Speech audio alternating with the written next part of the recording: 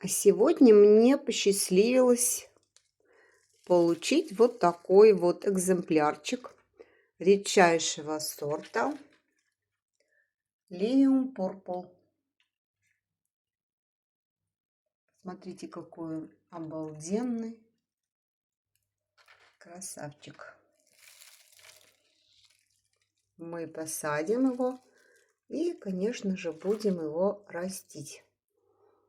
Буду показывать в дальнейшем, как он цветет, какой у него реальный цвет. Потому как всегда пришедшие растения всегда раснятся с домашним цветением.